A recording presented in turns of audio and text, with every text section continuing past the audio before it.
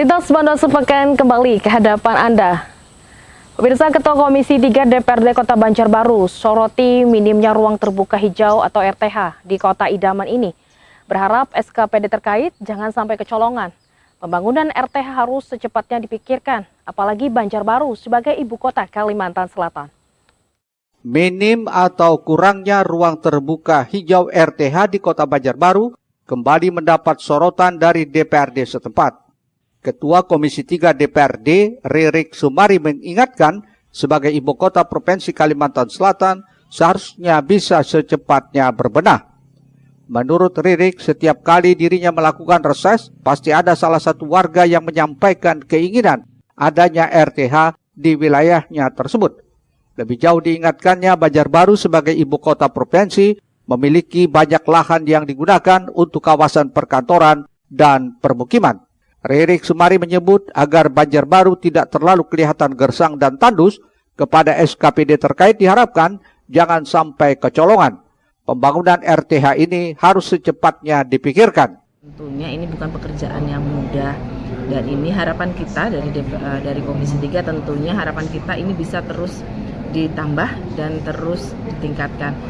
Kalau pada saat kita reses biasanya ada masyarakat yang menginginkan untuk ruang terbuka hijau ini. Jadi ada beberapa memang kegiatan aspirasi dari masyarakat itu yang memang kita sampaikan kepada pemerintah kota, sehingga ada beberapa tempat itu pembangunan RTH baru. Entah itu di Banjarbaru Utara, Banjarbaru Selatan, hampir di semua kecamatan ada penambahan. Tapi ini juga belum sesuai dengan ketentuan peraturan perundang-undangan yang ada.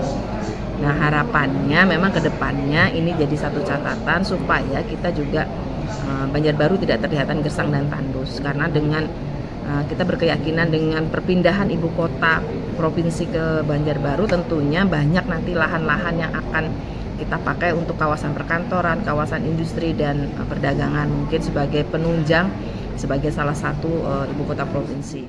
Ririk berharap di Banjarbaru minimal 1 RTH di setiap kelurahan.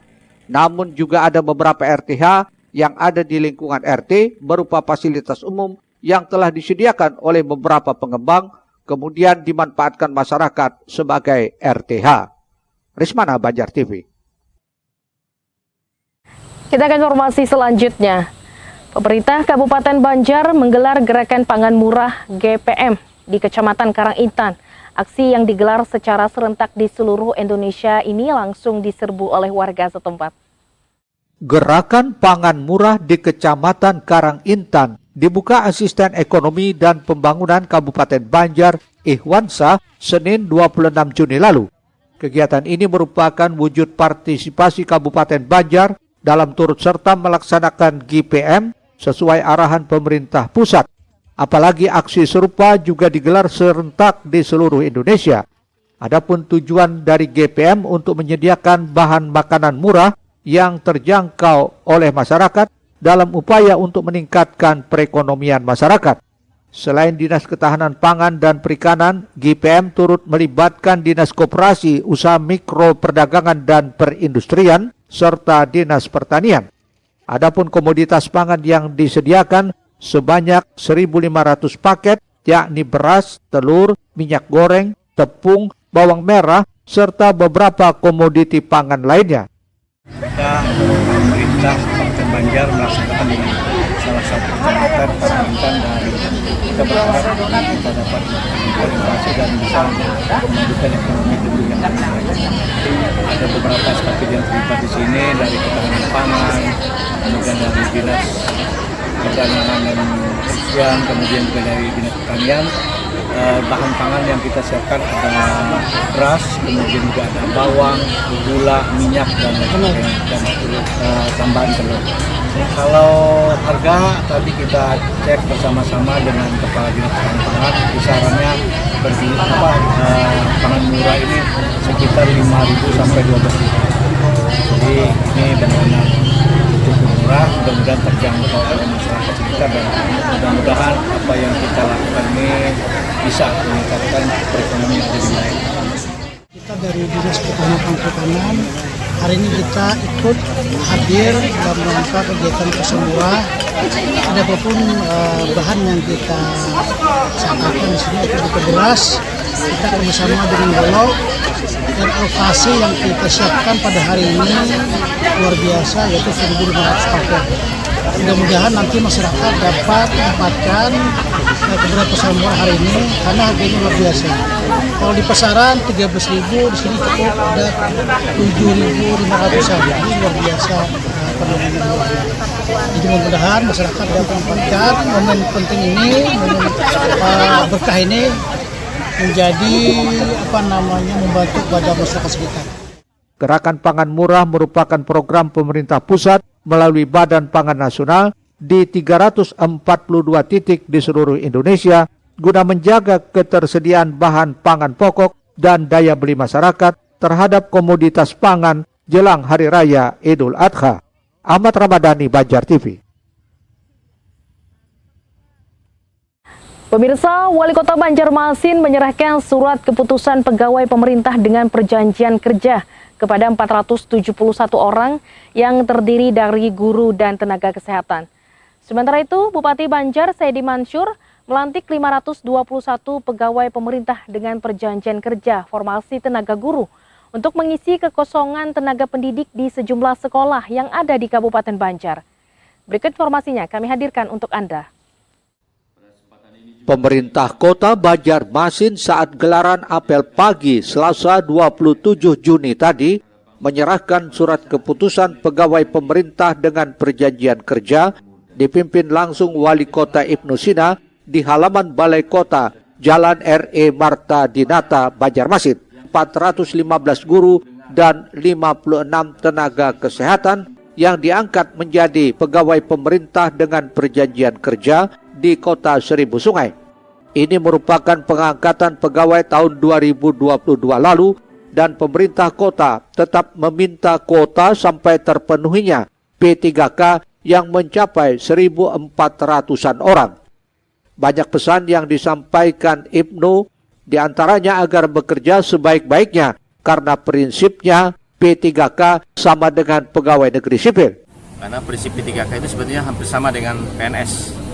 Karena semuanya PNS dan P3K itu adalah ASN pemerintah Kota Banjarmasin. Jadi yang penting adalah bekerja dengan ikhlas, bekerja dengan profesional, bekerja dengan penuh loyalitas, dan yang paling penting adalah bekerja itu adalah ibadah. Sehingga kemudian apapun langkah kaki kita, apa yang kita laksanakan, insya Allah bernilai di sisi Allah Subhanahu Wa Taala. Di samping memang sebagai ASN ada core value berakhlak yang harus dikedepankan dan dilaksanakan. Itu saya tidak bosan-bosannya mengingatkan agar ASN kita lebih profesional, lebih kompeten, kemudian lebih adaptif, sehingga kemudian bisa melayani warga dengan sebaik-baiknya. Yang paling penting adalah berikan pelayanan kepada masyarakat dan warga kota dengan sebaik-baiknya, karena kita semua adalah mendapatkan amanah untuk melayani mereka. Turut hadir Asisten 1 Bidang Pemerintahan dan Kesra, Kepala Badan Kepegawaian, Kepala Dinas Pendidikan, serta pihak terkait lainnya. Tim Liputan Banjar TV.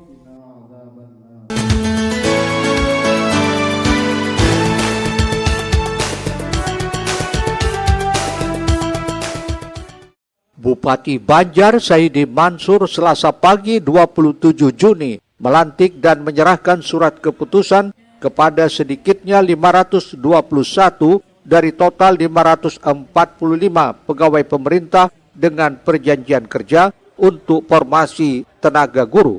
Rencananya tenaga guru ini akan ditempatkan di sejumlah sekolah yang tersebar di Kabupaten Banjar, khususnya di berbagai daerah terpencil. Bupati Saidi Mansur berpesan tenaga guru yang dilantik ini agar terus meningkatkan diri melalui pendidikan dan pelatihan, serta jangan berhenti belajar, serta selalu beradaptasi dengan perkembangan zaman. Alhamdulillah, ini momen yang sangat ditunggu oleh para guru. Hari ini diambil sumpah 521 guru seperti wilayah Kabupaten Banjar. Mudah-mudahan ini juga menjadi spirit bagi mereka, menambah vitamin untuk pengabdian di Kabupaten Banjar yang pendidikan.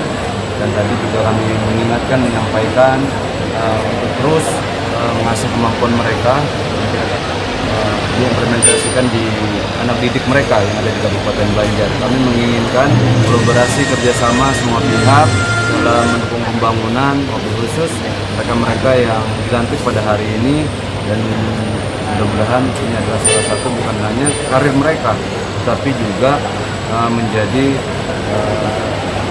kualitas pendidikan di Kabupaten Banjar bisa lebih baik lagi. Tadi kami juga menanyakan dengan BKD, ada beberapa jumlah, tapi juga itu sangat kecil, tapi juga kami perjuangkan sehingga nantinya semua bisa di P3K semua. Ini kita melantik P3K sebanyak 545 orang. Ini mengisi kekosongan atau kekurangan guru-guru utamanya di daerah terpencil.